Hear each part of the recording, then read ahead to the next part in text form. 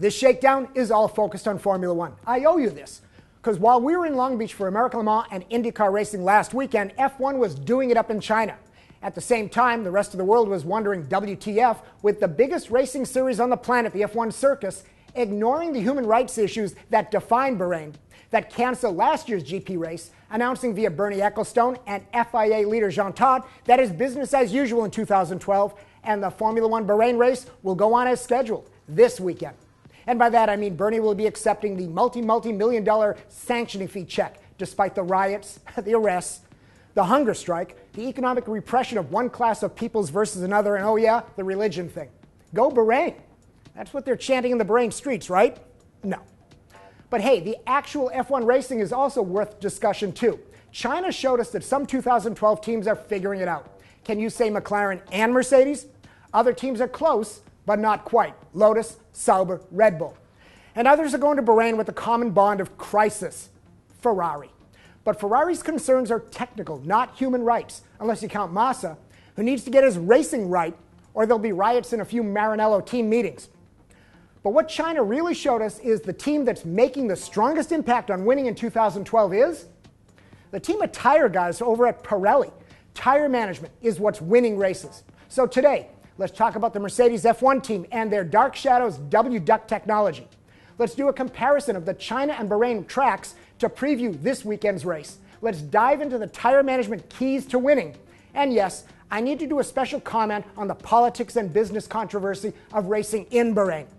So stay tuned to see if I go all angry rant as you probably expect, or surprise you with some balanced perspective. I mean, I am the adult in the room here at Drive. See? No hoodie.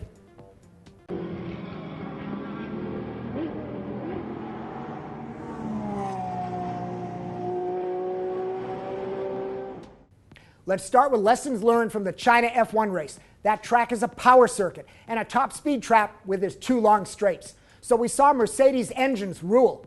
The Mercedes F1 team has created for themselves a VMAX advantage with their W-duct that uses both the rear and front wings to reduce drag. Let's see if I can simplify what's going on here. Downforce is good, aero drag is bad. Too simple? Hang on. Drag happens on the back side of the wing via turbulence, air detaching from the surface, separation, all that blue stuff. And obviously, just flip this airplane wing over in your mind to make it a race car wing. To prevent the draggy turbulence, if you can flow some air onto the blue area, into the blue area, I guess you can clean up the flow and reduce drag. Reduce drag means more miles per hour. The prior year's McLaren F-duct did that to the rear wing. DRS, the driver-activated movable drag reduction system rear wing flap, creates the same drag reduction now, albeit in a different way.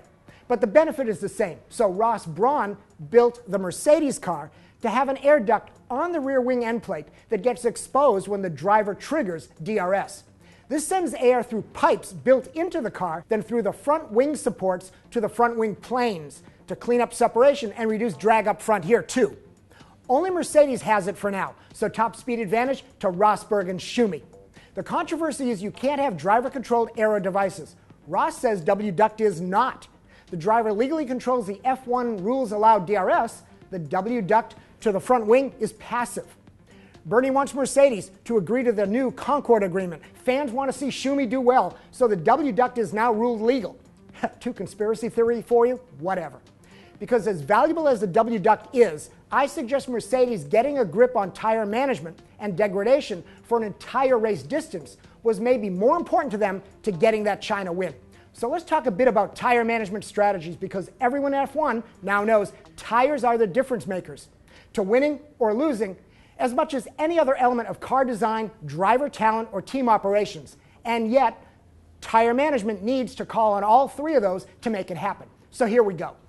Set aside for a minute the issue of two different tire compounds that you need to run during the race and focus on the fact that Pirelli is designing the tires to degrade in performance significantly over the life of a tire stint, like up to 2 to 5 seconds slower from when they are fastest.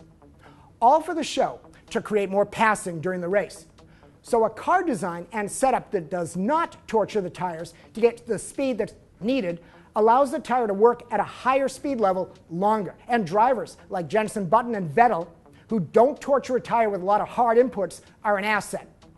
And a team that can craft a race strategy of when to pit And now let's talk compounds and which tire compound to run when during the race. Well, all of that together, car, setup, driver, pit strategy, can create a maximum performance portfolio of laps over a race distance that will win the damn thing. By the way, think of pit stops as wanting to be the one to pit first to set yourself up to be the first in the queue when all the other cars you're racing against stop. That's what Webber was trying to do and did early in the China race versus McLaren. Especially watch for who stops first in that final stint as the race winds down. Plus, you need to still factor in stopping to clear traffic or to avoid it when leaving a pit stop re-entering the race. It's all mega strategy and heavy-duty math calculations, something Lotus and Kimi almost got right in China. Back to tire management. The 2012 Petronas Mercedes was fast but abusive on his tires until China. Rosberg showed they now have it all figured out. Schumi, for want of a pit stop that didn't bolt on the tire properly, was going to drive home the point ×2. Let's compare the Bahrain track to China, and we're going to find there are more than a few similarities and help us set up for watching this Bahrain race. And as such, Bahrain is going to be another big chance for Mercedes to win, for McLaren to stay at the front, for Lotus, Sauber, and Red Bull to compete for podiums, and for Ferrari to wish the Bahrain was cancelled. Here's a top line of why Bahrain and China tracks are similar. Average lap speeds are in the 205 to 210 km/h range. Bahrain at the lower end. Remember, 100 km/h is 62 mph. Both tracks have multiple big straights, but Bahrain's are not as long. So top speeds being 303 km to 318 for China. Average cornering speeds are 129 for Bahrain, 134 km for China. Bahrain is 65% full throttle. It's only 62% throttle for China because China's kind of required more throttle balancing in those fast corners. Both tracks run soft and medium Pirelli compounds. Both are similar in downforce needs, but Bahrain will be dirtier with its desert sand and much harder on brakes with 12 braking events versus only 8 in China. So let's pick Schumi to fight off Hamilton and Button to win the Bahrain race. Unless Vettel picks the exhaust downforce kit that Webber had in China to get him closer to P1, and or Kimi and Lotus figure out their tire strategy and not fall off from the podium it looks like they had locked up over there in China. Wouldn't that be a really cool victory stand with Mikey and Kimi on the podium? Time to attack the monster eating up the headlines and distracting all of us from this racing. Why is F1 even in Bahrain racing?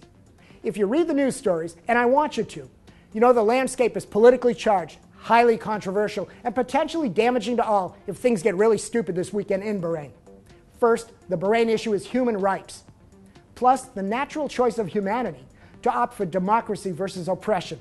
Spurred by last year's populist events across the Middle East, like in Egypt, the Sunnis of Bahrain moved to question their Shia leaders of 200 years.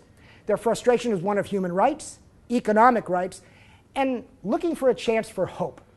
But it degraded into conflict, arrests, killings. The PR spin is now in full effect on both sides, and it may be really unclear to get an accurate idea of what's going on. So I'm watching and reading the reporting of journalists on the ground to understand the reality of Bahrain. Know that F1 opted out of last year's race for safety reasons, not out of protest or solidarity. And F1 is going back this year under the same rationale. They say it's now safe in 2012. And since to F1 and the FIA, sport and politics are separate issues, the Bahrain internal strife is not to them an F1 issue. And that's the world in which we live. Truth and reality aside, our modern civilization postures this separation, this forced choice of business or humanity.